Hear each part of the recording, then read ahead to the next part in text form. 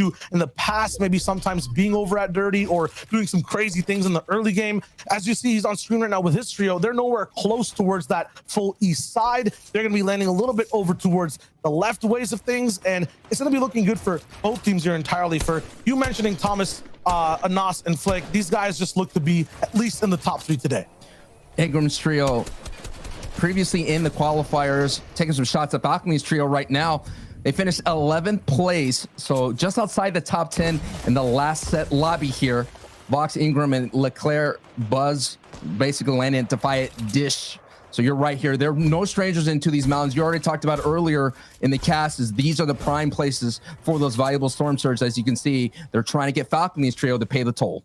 Yeah, I like that you know, kind of highlighted Falcony's trio rolling in as well. When you're looking at this new flavor, every single player on that trio to me just screams individual firecracker. These guys just light the fuse in charge, stay a little bit low ground or beside other trios and big points of interest, and then explode every time they just find an opportunity to just shine as bright as possible. Egram will start moving. They might collapse on this and try to look for some tags from the backside. We might see some shots come out from Kha'Zix, but they're actually under pressure, and as they move, other trios also have to move around the map.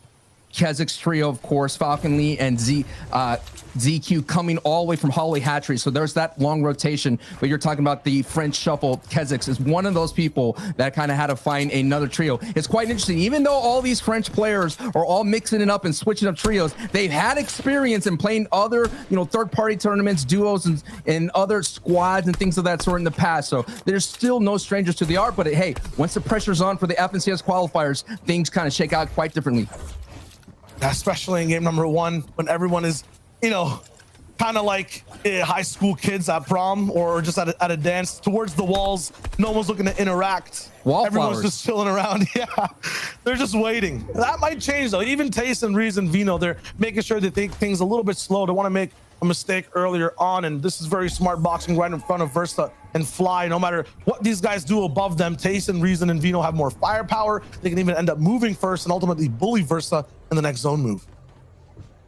And we're getting into the opening moments here.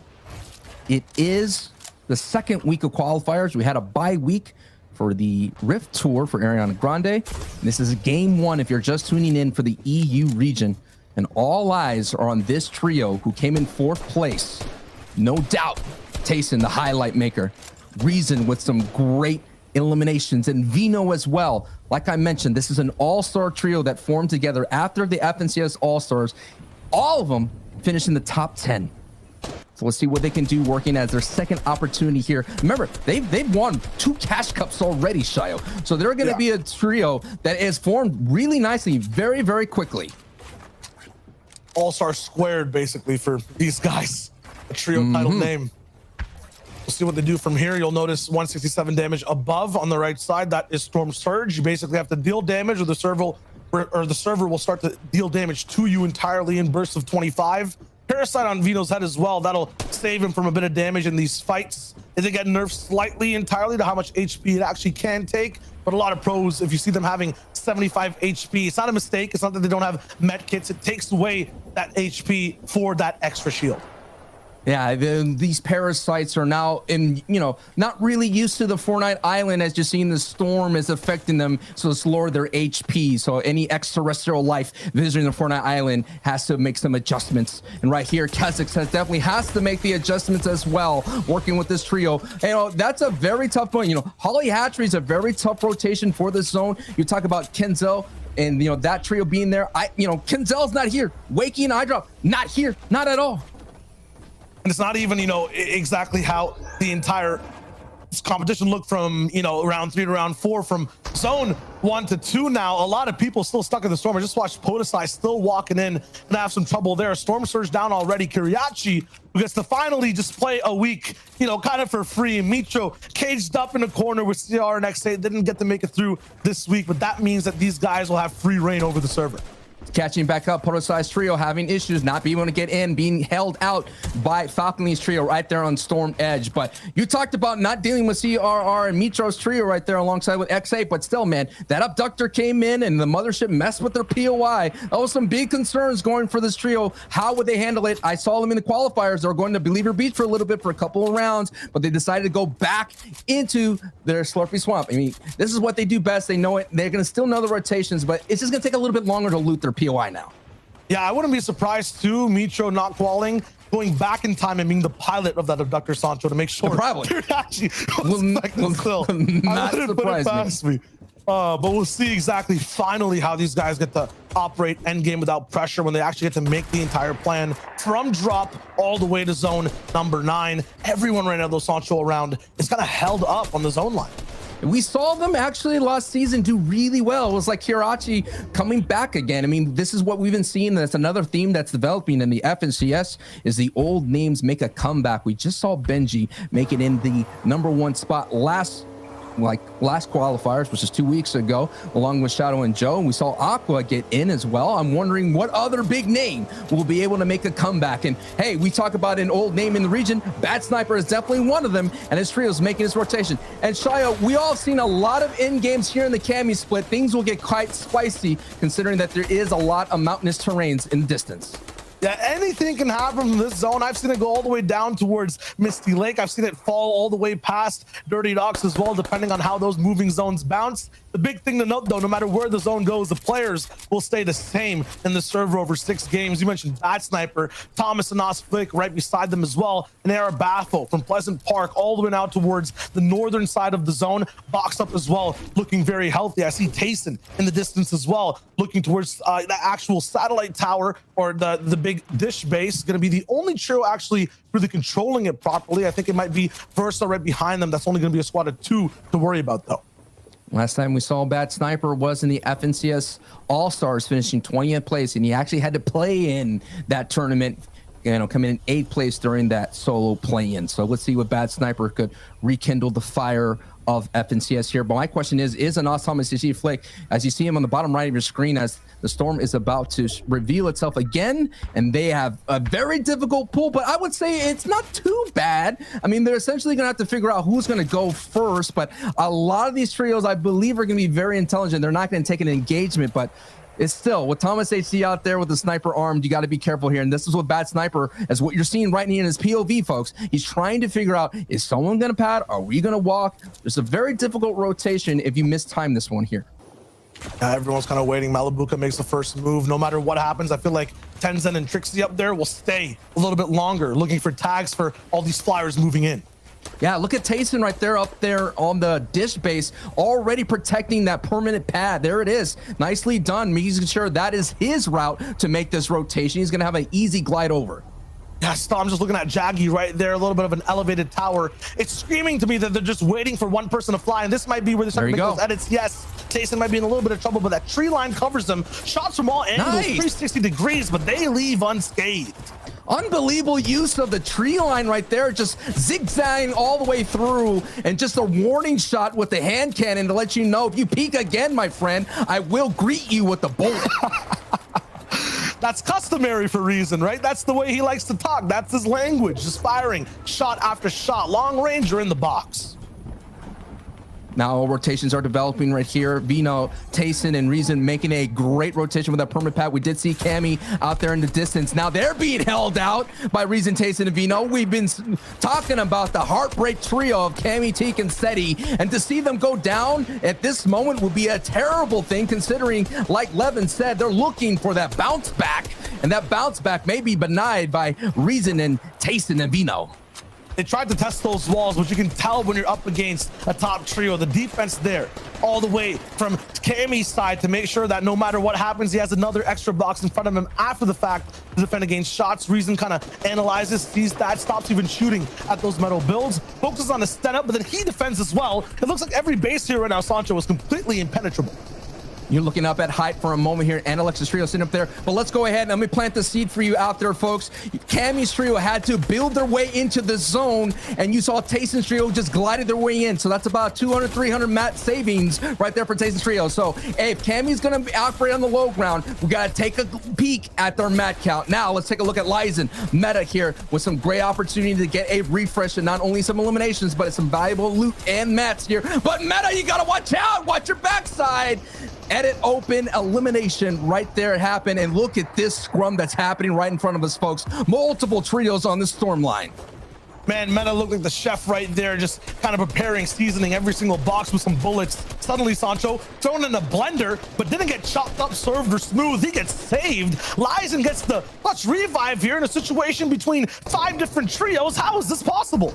I don't know, but what is not happening right now is Flicken and Nos. They went down in the feed. They've been eliminated, Shio.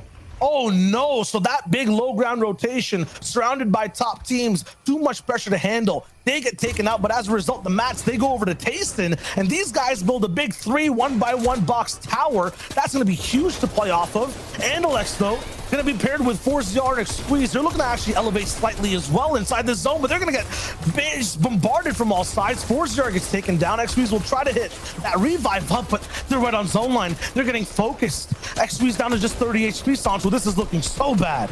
Anilix Trio invested in height, but they were greeted by Bagfy's Trio right there. And look, Reason's Trio is on height, and Anilix had everything working for them. They had a parasite, they had everything, and they had height, but no, Anilix goes down. Squeeze, ForZR, the new French Trio eliminated. And that's not just an elimination, that is a gift and present. On Andalex's body, I believe, were 6 peppers as well. Whoa. That now are going to be in the hands of Tayson and Reason with Vino. That is going to be an accelerated game. You're basically putting, you know, speed at the hands of the fastest and most lethal trio in the lobby. It's turbo mode for that trio, and now we're going to see another rotation. It's the first moving, and it's going north. This is zone 6. 6, 7, 8, and 9 are all going to be moving zones, and that 9 is going to go all the way to close. But right now, it's at height. It looks like Tayson is trying to close the qualification right now and let the rest of the lobby know it is my time. And hey, if Tayson's trio goes in, that's another trio that Tayson's going to take to the finals. They might be on high ground and have very good position for the moment, Sancho, but you see Steady, Cammy, Teak, they're still alive right below them. I feel like it might come down to these 3 or 2 trios at the end of the day. At the same time, though, it's time to get flying. It's time to roll. Everyone's got to move. Bad Sniper's going to be one of the last ones to get going. And he has to definitely get going and get some beams, so that's why he's delaying the rotate. There he goes, glides over. Got to be careful. He's going to try to fly underneath height to save himself some of the beams here. Gets tagged for a little bit. Great position right here, but now he's second from height alongside with the other trios on the other side there. So you got to be careful here. But my question for you, you talked about Cammy. You're seeing them. Do they have enough mats? Did they find the refresh that they're going to need to contest height when the time comes to?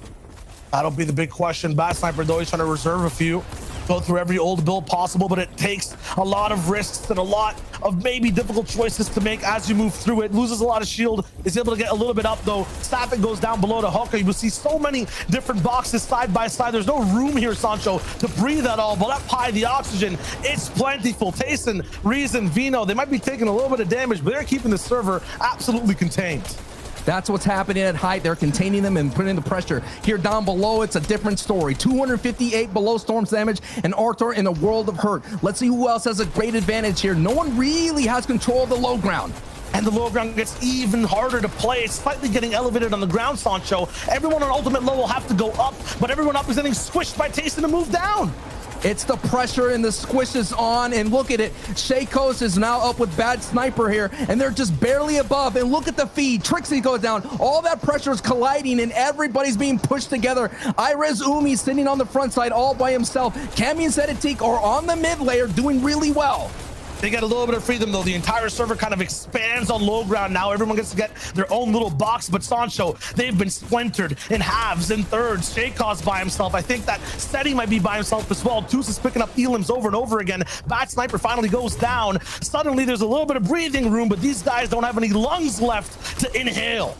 Look at it, Kirachi, twos, they're still up. Floki's trio is still up, and Kirachi's trio is on the front side in a very dominant position. But look at this, 6 eliminations out moving forward, and it's getting closer to the elevation. So that just means so much pressure is going to be pushed by Tayson from the height. Irez getting some great eliminations on Clement. Artur getting eliminated by the Storm. But Tayson, look, it's Camised and Teak on the front side. But Reason's putting a lot of pressure on them and slowing them down. Kirachi out there is on the front side too. I thought it was just Steady alone, but his entire trio is able to catch up, and they're looking good on shields too. The only other trio remaining left alive trying to take away anyone around them, but at the same time, Tayson hasn't stopped shooting shots at the entire time they've been on height. Hookah goes for a big take, but he gets denied immediately. Floppers available for Teak, but he goes down too. The slurp cannon gone. Cammy's HP is also gone, and Tayson, Reason, and Vino, they look unscathed. It's going to be a guaranteed victory royale for Tayson here. It's going to be a matter of moments before they get it. Cammy, though, Cammy's doing his best, getting 2 eliminations, but Cammy here with only 24 HP. It's going to be a matter of moments. He is rocking the Booga outfit here, but can Cammy here? Oh, a 92! Okay, but it was just too much. It was Vino and Tayson's and Reason's time, getting the first victory royale alongside with 9 eliminations. Hey, once they're on height, it's a wrap, man. Absolutely. Cammy tried to switch and slide. He hit that 92, but Tayson, Vino, Reason, they look more than alive, Sancho. These guys were operating like a 6-man squad. They had so much pressure, and they made the server just shut up. Oh, no doubt. They are a trio on a mission, and that mission is to hit the top 3, maybe pushing for the #1 spot. But we got ourselves a nasty trio as well on the desk. Let's kick it to Reese, Levin, and Zeke. Sancho, stop. You're so freaking funny. Wow, what a great first game here. You know what's crazy, Levin and Reese? You guys spend a lot of time talking about these power trios coming into the competition, qualifier number 2, and this is exactly who we saw as these top 5 trios that are remaining, right? Cammy, Steady, Teak, Kirachi, Stormy, right, Vino, Tayson, and then for them to walk away ultimately with the victory royale, I mean, that's absolutely insane.